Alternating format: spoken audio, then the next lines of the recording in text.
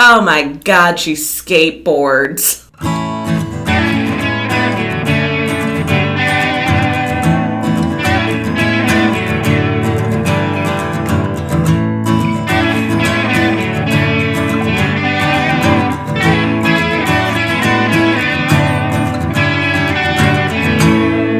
Hi, and welcome to the podcast, The Book Isn't Necessarily Better, presented by the Community Library Network in North Idaho. I'm your podcast host, Roxanne, along with my other host, Mikayla. Mikayla, what are we talking about today? I am so excited today to talk about my pet obsession, Nancy Drew. I guess I wasn't really a fan when I was a kid, but several years ago I learned more about the history of Nancy Drew, and that is what kind of fascinates me. So, very excited to talk about it this morning. I'm excited that you're excited. Oh, good. I think the first thing to talk about is sort of the origins of Nancy Drew. Most of us know that Nancy Drew was created by Carolyn Keene. She's got 56 of the original series and hundreds of spin-off novels. However, Carolyn Keene is not a real person, and you may know this already, but Nancy Drew was actually the brainchild of a man named Edward Stratemeyer. With an amazing handlebar mustache. He has the greatest mustache. He's very classic. Google it. Yep, 1900s. Wonderful look. He owned the Stratemeyer Syndicate, which he founded in 1905. You'll probably recognize other books that the Stratemeyer Syndicate wrote, or produced, I guess I should say, including the Hardy Boys, the Rover Boys, the Bobbsey Twins, and especially Tom Swift.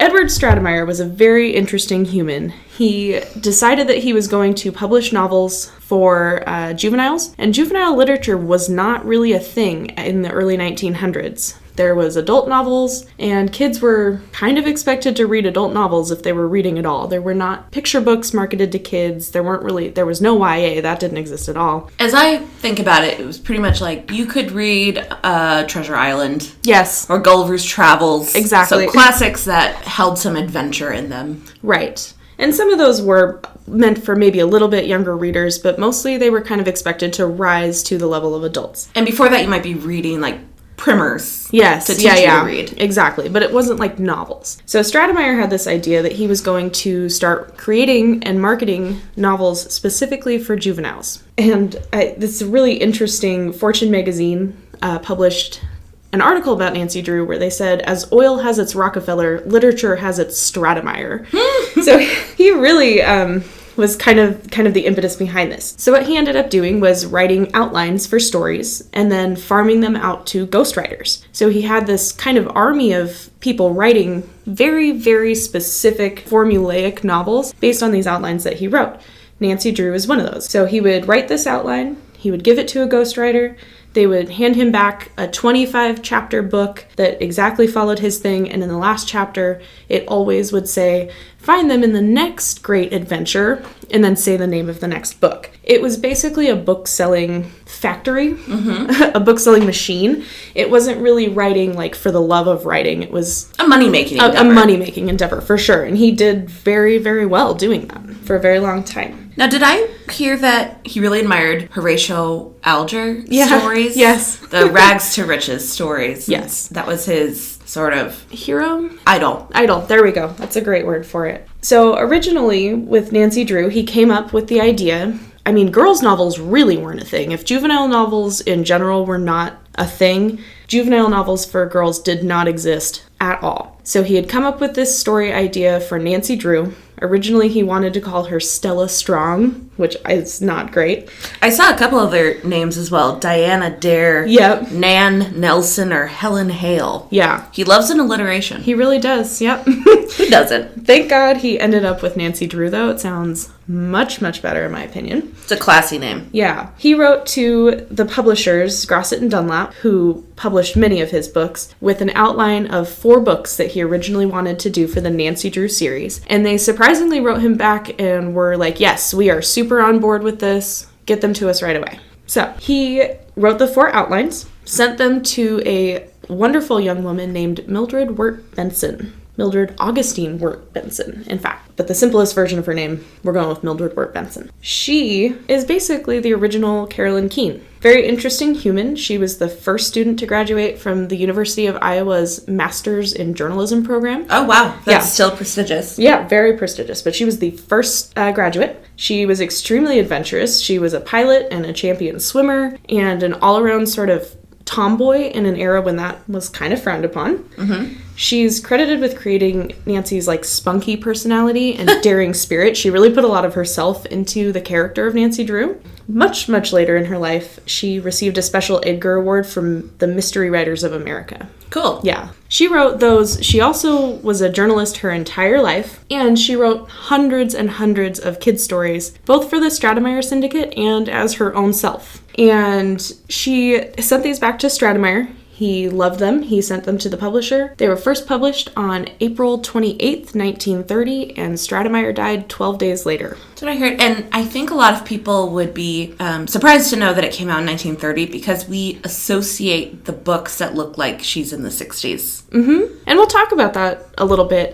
They got updated several times. Not only the text, but also the covers were updated throughout the ages to reflect a more modern Nancy Drew.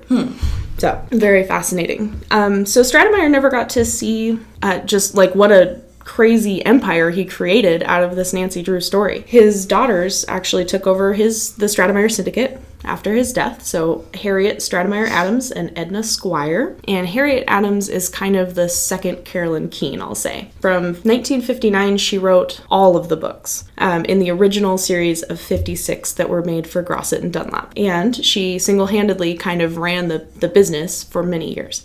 So very savvy businesswoman, which is surprising because her dad was pretty traditional. He did not want her to have to work, first of all. Yeah, I saw that he felt like he wasn't in the business of empowering women. Right. He thought a woman's place was in the home, but it really was a money grab. He saw how popular the Hardy Boys series were, and he just wanted to cash into a female audience. Mm-hmm. Yeah, exactly. And that definitely applied to his own daughters, so it's a little bit funny that they ended up taking over his business and really doing extremely well for themselves for the next 50 or 60 years. I think Harriet died in 1982, and she wrote right up until her death. Wow. Was working on the Nancy Drew and other series. So those are kind of our two biggest Carolyn Keenes, Mildred Wirt Benson and Harriet Stratemeyer Adams. And I have a quote from Mildred. Oh, I'm excited. Okay. To give you. Because you mentioned that she gets her spunky personality from Mildred. This is what Mildred said about why Nancy was such a smash hit. So, It seems to me that Nancy was popular and remains so, primarily because she personifies the dream image which exists within most teenagers. Definitely, Nancy had all the qualities lacking in her author. She was good-looking, had an oversupply of college dates, and enjoyed great personal freedom. She never lost an athletic contest and was far smarter than adults with whom she associated. Leisure time was spent living dangerously. She avoided all household tasks and indeed might rate as a pioneer of women's lib. That's such a great quote. So I think that the interesting thing about that is that if you have read the books, let's say post-1960, you probably don't recognize that exact version of Nancy Drew. The reason for that being, in 1959, the original 34 books started to be revised. Why was that? There were several reasons for this. Grosset and Dunlap, the publishers, really pushed for it. It was their idea. The biggest reason probably being because they got so many letters complaining about racist overtones and undertones in Nancy Drew and the Hardy Boys that parents started to say they weren't going to buy their novels anymore. Wow. Yeah, this was, right around the time of the Civil Rights Movement. Mm-hmm. So obviously people were starting to be a little bit more aware of that sort of representation in the books. And it is pretty bad in the original ones. What groups do they discriminate against? African Americans mostly. Okay. But also, I think there are some Chinese Americans in there who are depicted pretty badly, and it's a little bit yikes, for sure. So that was one of the big reasons. Another reason was that they just felt that Nancy Drew was a little bit outdated. So she didn't quite tally with their idea of the modern woman. Right, by this time she would have been 30? Yeah, 30. So, her books would have been 30. She would have been 40-something, 50. Yeah, so, especially in the late 50s, we're just about to come into, the youth movement. So they probably were, She's kind of a fuddy-duddy. Yeah. And the interesting thing, too, Harriet actually thought that she was too spunky in the original books. And this is kind of on the heels of World War II ending, right? So World War II has ended, the men have all come home. There was kind of a return to traditional values when that happened. They expected women to go back into the home and not be out in society as much, whereas Nancy Drew was never at home. She's out in her Corvette. She is. She's out like toting pistols. I love it. She has guns sometimes? Yeah, in the second book, she sees a man outside that she like wants to follow, so she literally pulls a gun out from under her pillow. I know, it's my favorite. She takes the gun out from under her pillow and like follows him into the night. It's amazing. Be careful, girl, but go get him. But go for it. So Harriet didn't want her to be quite so outgoing. She thought that she shouldn't talk back to the police or the other adults in her life quite so much. Maybe should ask for help. Yeah, it should ask for help. Her mysteries started to get a little bit more domestic. Weren't quite as adventurous sometimes. And some of them are, actually. But for the most part, she gets toned down quite a bit. Yeah. And a lot of that was due to Harriet. So... Wow. Very fascinating. They also cut them down from 25 to 20 chapters just to make more money. It was more economical to publish a shorter book and make a little bit more margin. I would imagine then that these original books with 25 chapters would be pretty valuable. You might think that. Some of them are. If you can find the originals with the original dust jackets, you're sitting pretty. In good condition. In good condition. However, the original dust jackets have mostly disappeared. Think about this. These were called 50 centers because they cost you basically your week's allowance is kind of what it was supposed to be. You would buy your Nancy Drews, your Hardy Boys for 50 cents and then trade them with all of your friends. Oh. And it's really fun to see. I have one that I've collected that has basically like a little curse in there that was like my dad paid for this and if you don't bring it back, like you'll pay for it. Like I love that. It's amazing. But it was a big trade, right? Like you would go and just trade all of these novels with your friends because again, they're really formulaic. You're basically putting yourself in the shoes of Nancy Drew or the Hardy Boys or whichever series you're reading. She's a stand-in for the reader. And is it like a sitcom where it always sort of ends where it began? So a little bit, You don't have to read them in order? Yes. There's no continuing storylines. In fact, if you read them in order, you might get a little bit confused. Because of how many different ghostwriters were being used, the details aren't always the same. So sometimes she has Titian hair, and sometimes it's a little bit more red, and sometimes it's blonde, and sometimes she's driving a Corvette, and sometimes it's a Roadster, and sometimes she's dating Ned, and sometimes she's not. So okay. Poor Ned. I have such a soft spot for Ned. He's great. Or Ted, if you watch the 1930s movies. They changed it to Ted? They changed it to Ted. Why? No reason. At all.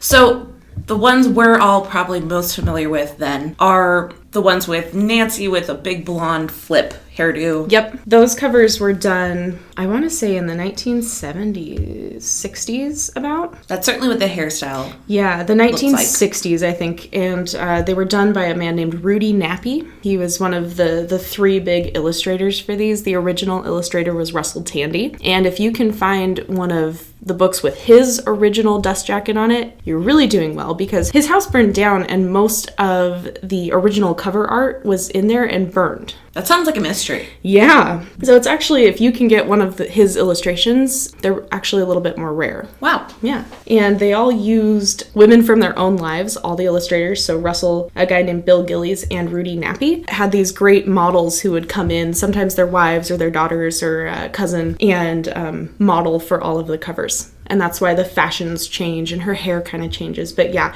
the one that I think of the most is The Mystery of the Tapping Heels. It's this brilliant, because all of the board books are yellow, and this one is the most atrocious cover ever made because it's that bright yellow board book with a bright neon pink splash and like a wolf face and Nancy in like this white disco outfit. Amazing. It's amazing. It's my favorite of all of the covers, for sure. So it sounds like she's already gone through many adaptations just within her own series. Yeah, even in that original 56, 34 of those were rewritten. So she had at least 90 books to begin with. That original series now has, I think, 175 volumes. It was carried on by Simon & Schuster starting in the 70s. After that, we went into the Nancy Drew Files, the Nancy Drew Super Mysteries, Nancy Drew on Campus, where she goes to college and ditches Ned. In the first book of the series, New Lives, New Loves, it called for readers to dial an 800 number and vote on whether or not Nancy should keep dating Ned or play the field. And hashtag poor Ned. Poor Ned! He got voted out and she started dating a new guy named Jake. Gross. Ugh, it's terrible. Ned Nickerson, by the way, is an Emerson College boy, and he's amazing. He plays football, he's very supportive, so hashtag go Ned. Save Ned. It's extremely collegey, and all of the covers look like beach romance novels. What decade was this from? Those were from the 90s, which should surprise no one. There's also Nancy Drew Clue Crew, which was made for a little bit younger audience. Nancy Drew Girl Detective, the Nancy Drew Diaries, and now there are also graphic novels. Oh, cool. Which are really great. Are they still writing new Nancy Drews? Yes. So they're not doing the original, the series that you and I have been talking about. That's over and done with. There are 175 of them total. That's a lot. That's a lot. And some of those series are ongoing and some are not. I believe that the graphic novels are still being written and some of the younger ones. So I think the diaries. There's also a really wonderful graphic novel that was made in 2017, I believe, that is like a noir version of Nancy Drew Meets the Hardy Boys. Cool. And there's going to be a new one out this August. Okay, so there's crossover too. Yeah. Oh, there's tons of crossover. They, I think, very quickly realized that Nancy Drew and the Hardy Boys were like a good team up. So they have had the Super Mysteries are Nancy Drew and the Hardy Boys. There was a show in the 70s that was Hardy Boys and Nancy Drew Mysteries. Okay. With Pamela Sue Martin. And she actually caused quite a scandal when she posed for Playboy as Nancy Drew. Oh my goodness. Yes. The Stratemeyers. I am clutching my pearls. The Stratemeyers were very upset about that one. Oh my goodness. Yeah, couldn't they sue for license infringement? Like character? I'm not sure. I'll have to look. That feels like a huge copyright issue. Yeah. So I'm actually curious if they even have the right to sue over something like that. Harriet Stratemeyer Adams actually sold all the film rights to Warner Bros. When they made the 1930s movies. Anyway, big deal with Warner Brothers. They own a lot of the rights to the Nancy Drew things. So let's talk a little bit about, actually, I do just want to really quickly mention, there were, in the original series, 5 or 6 other writers as well that we haven't talked about. So many, many versions of Carolyn Keene out there, including Walter Carrig, who only wrote 3 of the books, but later did tell the Library of Congress that he was the author, which kind of blew the lid off of the whole Stratemeyer syndicate because their entire contract stipulated that the syndicate owned the rights to the books and the authors were never allowed to claim authorship. A sort of secret that... Oh, yes. Yeah, until very late in her life, Harriet maintained that it was Carolyn Keene. And then later on, when people were like, well, who is Carolyn Keene? She claimed credits for pretty much all of the books herself. Oh. She was like, I am Carolyn Keene, and I wrote all of these. In fact, there was another court case where Mildred Wirt Benson had to come in and be like, yeah, I wrote like 30 of these. Back off. So their relationship was kind of contentious. Originally, Mildred was being paid about $125 per book, which was pretty good back then. That was like 2 months' salary to 3 months' salary for a journalist. So okay. Not too shabby. And then the Second World War hit and the Great Depression also a little bit before that. So they dropped the fee to $100 and then down to $75. Oh. And then after the war was over, Harriet didn't want to pay her normal rate anymore. Mildred wrote and was like, hey, I'd like my $125 for these, please. And Harriet was like, oh, you've survived on $75 up until now, so... Rude. Yes. Terrible. So that was pretty much the biggest rift between them, and the point when Mildred decided to kind of split. She also wasn't very happy with the way that Harriet wanted Nancy to be portrayed. They had a lot of disagreements over how spunky she should or should not be. So, before we talk about some more adaptations or go into the movie adaptations, could you talk about the formula for Nancy Drew book, or for a Nancy Drew book? Oh, sure. Basic Nancy Drew story, there's usually 2 mysteries going on, and one is usually sort of a more like personal trouble for Nancy, and the other is usually some sort of bigger mystery that she stumbles onto. And what's Nancy's, like, who is Nancy Drew? Nancy Drew is an every woman. She's a teenager. Sometimes she's 16, sometimes 18. They aged her up later on to kind of reflect the age that you would get out of high school, because originally it was 16, and so she was a 16-year-old, like, Oh. Yeah. She's a 16 or 18-year-old high school graduate. Her dad is a very well-to-do lawyer. Her mom has been dead since her childhood. So she has an extreme measure of independence that a lot of young women would not have had at the time. It's like how all Disney princesses have a dead mom. Exactly. Yeah, it basically allows you to sort of be an adult earlier than you might have otherwise, but also be a little bit freer from adult responsibilities than you otherwise might be. And her dad is wealthy, so she's got all the play money in the world.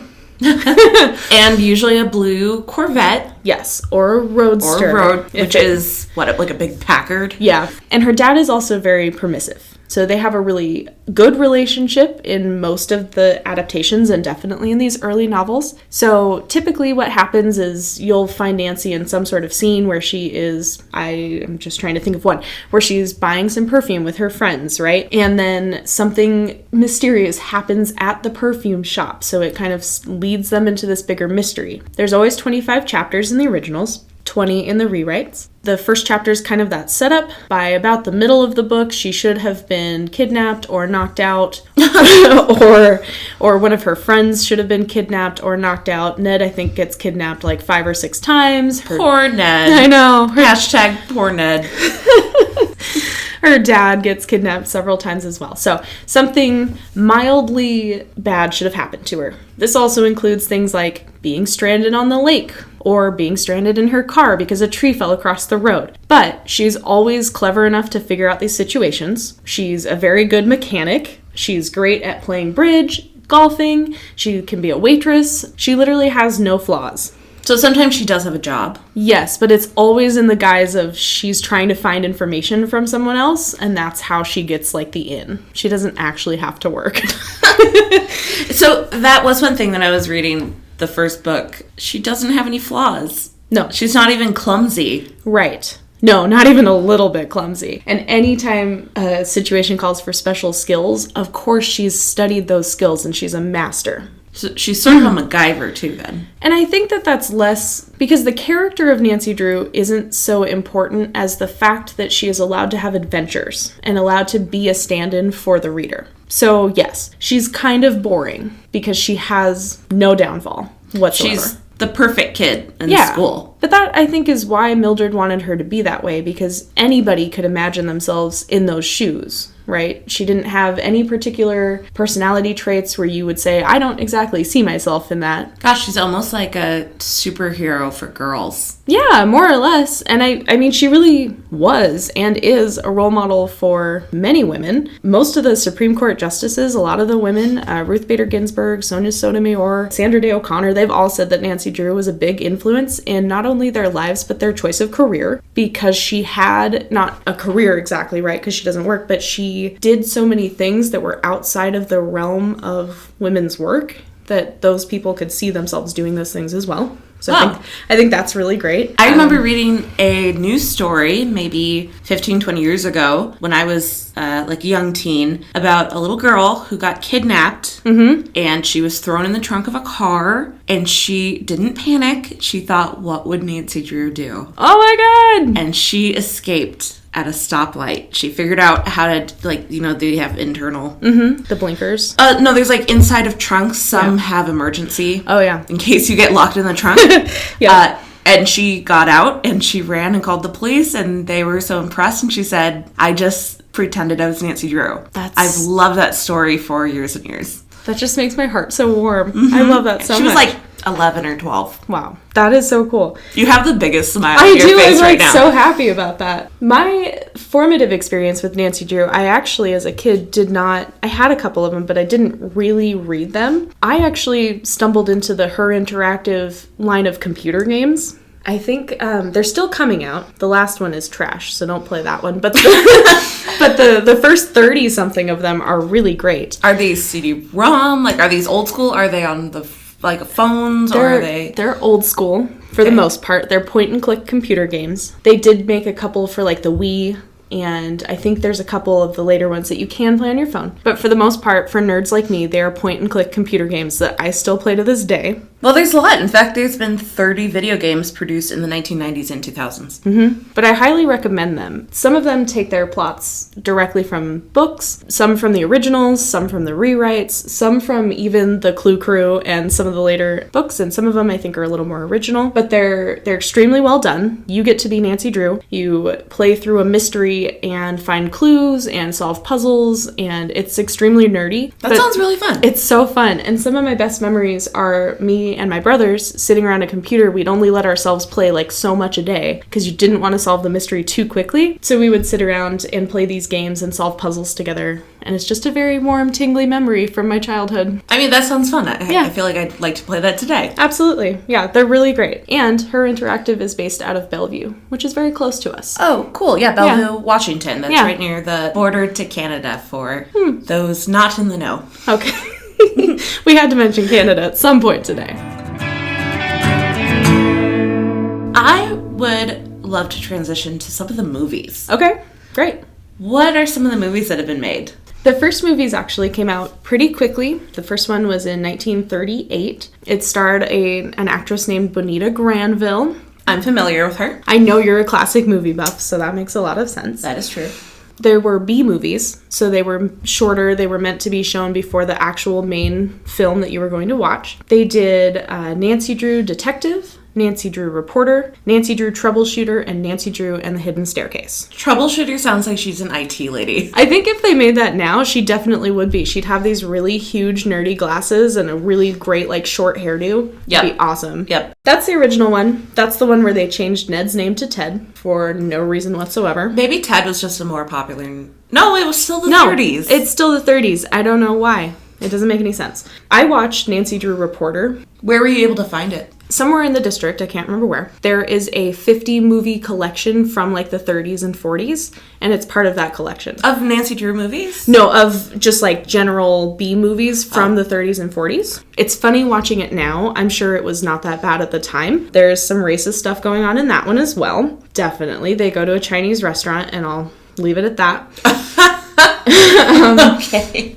But also, she's just very like meddlesome and domineering, but also kind of like flustered and childish. Like she doesn't really do any of her own sleuthing. She doesn't really like solve the mystery. It's weird because it's like a weird... Does she delegate? Like what? Dichotomy. Yeah, like she has Ned like distract this guy and she asks for help. Which is fine. She asks for help in the books too, but she's just simultaneously like extremely bossy and not as like empowered.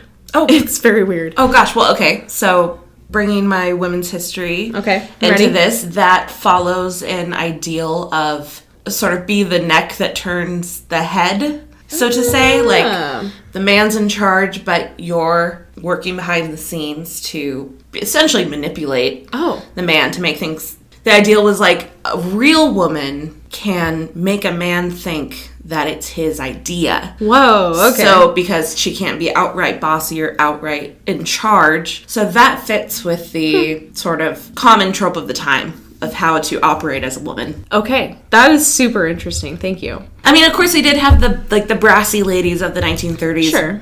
But I think especially for a young woman, you know, there's always like different tropes, but... So there's like the really brassy lady trope, but then also the I know how to manipulate a man trope. Sure. And she does use her feminine wiles a lot in that movie, which is something that does not happen in the books, really. Kind of interesting. It did spark a fan club where you would get like I'm using air quotes, like hand-signed letter from Bonita Granville that was like, welcome to the Nancy Drew Club. And there were rules, like you had to have a steady boyfriend and like all of this stuff. It's really great. Look into that sometime. Funny. Because Nancy's not really known for using her like sexuality or and the fact that she's a woman to get her way. Right. And that's the best thing about her, I think, for that generation is her gender didn't matter whatsoever to her mystery solving ability or really wasn't a hindrance to anything she did. She was very able to speak with adults and do her own sleuthing. She was very independent, and I think that is awesome. It's a great thing about Nancy Drew. Yeah, and that totally makes sense again thinking back in the day where it's like you're choice is to get married, you can have a career, but 95% of women are getting married, and who you get married to depends your future. Mm-hmm. And I think that's part of the reason they never really aged her as well, right? She doesn't really have that hanging over her because she's not of the marrying age. That's right. If she was maybe even a couple years, 2 years older, yeah, it would be, you know, who are you going to marry? Exactly. So I think she hits that sweet spot of being old enough to be treated like an adult, but young enough to not have adult concerns. So, not a girl, not yet a woman. Right. The next one we can talk about, and we'll just go into this really briefly. I already mentioned there was a Hardy Boys Nancy Drew Mysteries crossover in the 70s where Pamela Sue Martin played Nancy Drew. They're fine. I watched a couple. They're very typical for the 70s. Everyone's wearing really, really ridiculous pants and vests, and the mysteries aren't really that compelling. Sort of sounds like Charlie's Angels, where it's about the exposition of the costumes and the hairstyles. So we won't go into that one, except to say Pamela Sue Martin caused a scandal, and then this series got canceled. Oh, because of it? I actually don't know. I don't think so. Huh. I think that was just kind of the thing that rocked the Stratemeyer boat. Got Harriet in a flap, if you will. So the ones I'm really excited to talk about are a little bit more recent. I grew up with this film. The 2007 film just called Nancy Drew with Emma Roberts playing Nancy. It's a good movie. I can't find a fault with it. It's good. I found myself smiling. I can't wait to watch it with my niece. Exactly, right? It's a great movie to watch with kids. It came out when I was in high school, but I was very into the games and the books at that point, so... And has that changed? No, that has not changed at all. So I actually still love it. The thing that I think is great about that is... Some of the new Nancy Drews, the books and the movies, try to bring her in, like, forward into the modern world. So a lot of them, she's got a cell phone and, you know, talks with a lot of modern slang and is a little bit more brassy, we could say, like modern women. Anyway. Well, in 2007, this is right on the cusp because 2007 is the year that the iPhone came out. Right. So before that, smartphones did not exist. So you could text, but you couldn't really access the internet unless you wanted to get the wrath of your parents for spending $100 a minute. To get really, really crappy internet on the tiny phone. Yes. The thing that I love about this one is it kind of walks the line between the two, right? It takes place in a modern world. She has a little bit of a modern sensibility, but she also is very old-fashioned. She makes her own clothes, carries around a magnifying glass. So it's very cute, I guess, is part of it. And the school bullies are like, why are you so weird? She's like, I just like old stuff. Mm-hmm. And I was like, girl, I see you. Yep. I feel you. Yes. Again, I can't find a single fault with that movie. It's a good way to bring Nancy forward, I think. Yeah. Do you have anything you want to add to that one? Well, first, the very beginning of the movie, we see her in the middle of, what you call it, a caper? Yeah. Is a caper, or is that more if you're committing a crime? No, I think a caper is kind of a lighthearted, like, prank. Okay, well, or she's in the middle of solving a mystery in the beginning. Right. And it's very clear that she's in the middle of the mystery from the first book, The Secret of the Old Clock, when she's hiding in the closet, and then the burglars find her because she sneezes. Yep. And one of the burglars is Chris Kattan, who is famous for being on SNL in the 90s. And I'm glad to see him getting work. Mm-hmm. Mm-hmm. And then she's great with them. And I'm trying not to use word charming because... Right. I think our listeners might throw up if they hear us say it again. We like charming things, okay? We do. We like kitsch. My favorite line of the whole movie, though, is they always seem to have her in these movies, like, leaving one town and going to another. Right. Like, starting over somewhere. Yeah. But the local sheriff sees her driving off, and he goes, "Dear Lord, please help Nancy Drew as she solves crimes that are beyond the ability of local law enforcement." I felt like this 2007 one is very self-deprecating or it's sort of tongue-in-cheek. Tongue-in-cheek. Yeah, for sure. It's a great film. Definitely watch that one. Emma Roberts is the niece of Julie Roberts. Fun fact. So let's move up to the 2019 film. The 2019 one was Sophia Lillis, who was in the movie It. And also at the end of Sharp Objects, she plays young Amy Adams. Yes, she does. She has a very distinctive face. She'll be in a lot more things going forward, I think. She's already been in a movie that was adapted from a graphic novel recently. Oh, I'm Not Okay With This? Yes. So you'll see her a lot. And you should probably see her in something other than Nancy Drew and The Hidden Staircase. Yeah, it's not great. It's okay. There were some moments where I think it tries to be too edgy. Yeah, at the very beginning of the movie, I take voice notes on my phone. I do speech to text. And the first note I made is, oh my God, she skateboards. Yeah.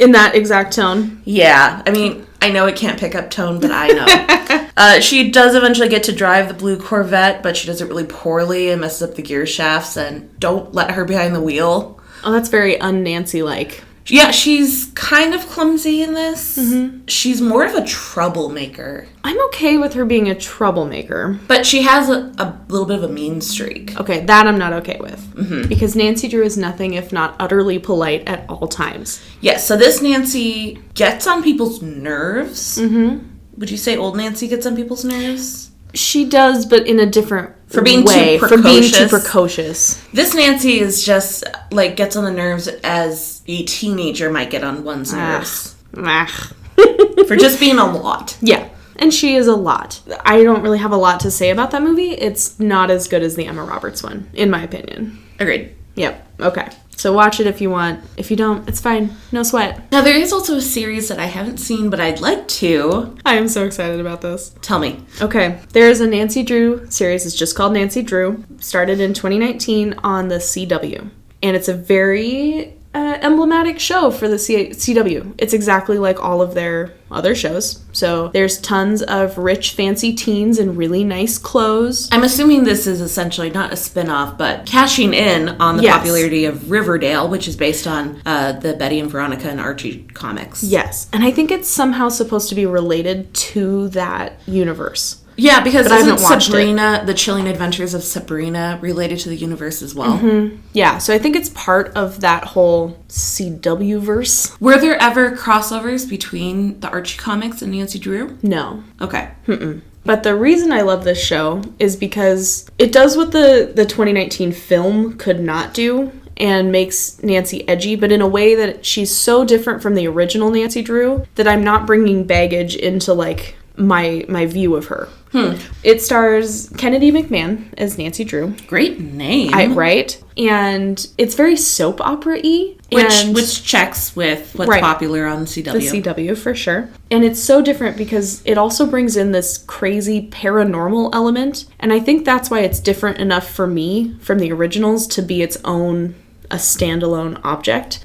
It's really great. They go into, like, all of this crazy stuff about, like, this demon spirit that lives in the lake near Nancy's house. And, like, yeah, it's crazy. But I love how it's so bad that it's good. And that's what I love about most CW shows that I really enjoy. So I've always noticed in these shows, the teenagers are the main characters, but they always, to get older watchers in, they always have, like, the parents having their own sordid lives. Is it like that too? Yeah. Like, her dad has his own. He's just dating someone that she doesn't particularly like. It's like the police chief, or she's a judge, or to this lady. Is Nancy Drew polite? No, she is rude, and I think that's okay because, again, she's not #not my Nancy, which is totally fine for that show. But I love that. Yeah. I just love the intense drama about, like, silly things and the paranormal element that comes from that show. Yeah. And I really like the person who plays George, her female friend from the books, whose name is not Georgette or Georgia. It is George. Thank you very much. I really love the actress who plays her. I think she does a fantastic job of being weirdly paranormal. See, I always get so disappointed when I get excited to watch a series and then I realize there's a paranormal element. I get so bummed. I know. I'm not going to lie, because for the first, like, 5 or 6 episodes, there's no mention of anything paranormal whatsoever, so I felt like it was a pretty normal mystery. Mm-hmm. And then it started going, it, like, veered a little bit to the left, and I'm like, okay, there's maybe a ghost in here. Okay, I'm okay with that. I've come this far. But, like, you're hoping the ghost would turn out to be... like a human? Yeah, I was. And then it went a little farther afield. Actually a ghost? Yeah, it's actually a ghost. Anyway, it went a little further afield, and I'm like, gosh darn it, I'm still along for this ride. Like, I can't get off this train. So I finished series 1. Choo-choo, Nancy Drew. Mikayla is on the train. Woo, woo. And season 2 should be coming out pretty soon here. It got delayed last year, like everything. But I'm actually very excited for season 2. I cannot recommend this show enough. It's great. For all the wrong reasons. as we're wrapping up, I want to mention a couple of things. I listened to the book, The Hidden Staircase, the very first one. Okay. And it was read by Laura Linney. I love Laura Linney. It was lovely. So, which you can find on the Libby app. Cool. Which allows you to download ebooks and audiobooks using your library card. It's great. Highly recommended. There's one last fun fact I wanted to share. Okay. Did you know that Nancy has different names in different countries? I do. Tell me some of them. So in France, her name is Alice Roy. Oh, okay. In Finland, she's Paula Drew. Ugh, Finland. Yeah. But in Sweden, she's Kitty Drew. I like that. I think that's cute. Well, the name Kitty is adorable. Mm-hmm. In Norway, the book is called Miss Detective. Mm-hmm. I would really like a nameplate for my desk that says Miss Detective. Mm-hmm. I love that. Yeah. And in Germany, she is a law student named Suzanne Langen. And I just want to mention a few things very quickly here. I am a collector, first of all, and I'm very interested in the history of Nancy Drew, if you could not tell from this podcast. So a couple of things that I would recommend if you're also interested in collecting or even just knowing more about Nancy Drew is Farrah's Guide. It's a guy who has been collecting Nancy Drew for dozens of years and has a very comprehensive list of the different sorts of covers you might find on them and the different conditions you might find them in, how much they're worth and how to look for them and some Nancy Drew fun facts. So Farrah's Guide if you're collecting. How do you spell that? Farah. Farrah's Guide. I would also highly recommend a book called Girl Sleuth, Nancy Drew and the Women Who Created Her by Melanie Rehack. Oh, that sounds good. Do we have it here at the library? We do have copies available through the library. Check out the online catalog. It's a really good resource that tells you all about the Stratemeyer syndicate and the different legal troubles they've had over the years and the different ways that Nancy Drew has been created by the different Carolyn Keenes. So, fascinating read. Cool. Yeah. I don't have any more fun facts or anything. I'm just a huge nerd who loves Nancy Drew. And you're not afraid to shout it from the top of the train. If you've ever checked out a Nancy Drew book from me here at the library, I'm so sorry that I bored you with all of my Nancy Drew talk. That's like me anytime somebody checks out a classic movie. Mm-hmm. I'm like, oh my gosh, have you seen this movie? And can I be your friend because I'll have someone to talk about classic movies with? And exactly. They'd never stay. I've never seen them again. Strange. They switch branches. Yep. So, thank you so much for letting me talk about my favorite character of all time, Nancy Drew. That was delightful. I really had a good time, so thanks a lot. This has been The Book Isn't Necessarily Better with Mikayla and Roxanne, and presented by the Community Library Network. Happy reading. We'll see you next time. Oh, and she just had her 90th birthday, right? Yes, we just celebrated a couple days ago. I was very excited about it. I wore my Nancy Drew socks. Clue Crew. It's so hard to say. Say that. Clue Crew. Clue Crew. But so you're saying there's a chance? There's a chance. She's Minnesotan. She might be. I doubt it. Goodbye, young sleuths. Save Ned.